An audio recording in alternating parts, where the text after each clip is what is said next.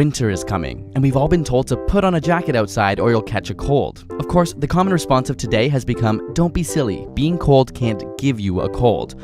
Or can it? Who wins in this battle of the beliefs? The correlation between cold weather and sickness does stand out. Between 5 to 20% of Americans catch a cold or flu every year around late fall and winter. Not to mention, it's called a cold. But there are some important things to consider. First and foremost, colds and the flu are caused by viruses. If there aren't any around, you won't catch a cold, no matter how cold you get. It's as simple as that. So why the correlation with decreasing temperatures? Well, for one, people tend to stay indoors much more often during the winter, which in turn puts them in contact with more people. More people means more exposure opportunities for the pathogens to spread.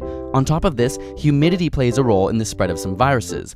As the humidity decreases in the winter, not only does the virus spread more readily, but the mucus in your nose dries out. Mucus which would otherwise act as a protective barrier to pathogens. Finally, the lack of vitamin D which we get from the sun can affect our immune system adversely. Both being inside more often and the fact that winter has shorter days makes this a big factor for your health. So you've proven your parents wrong, right? Not so fast. While some past studies have shown no correlation to temperature, recent evidence suggests otherwise. One study which put test subjects' feet into ice water found that they were indeed more likely to develop common cold symptoms in the following days than those who didn't. The developing hypothesis behind these results is that the cold temperatures cause blood vessel constriction, which slows the white blood cells from reaching the virus, ultimately inhibiting the immune response. Cortisol levels, which suppress the immune system, are also increased with temperature-induced stress. Furthermore, studies on both mice and human airway cells found that immune reaction to the common cold virus is in fact temperature dependent.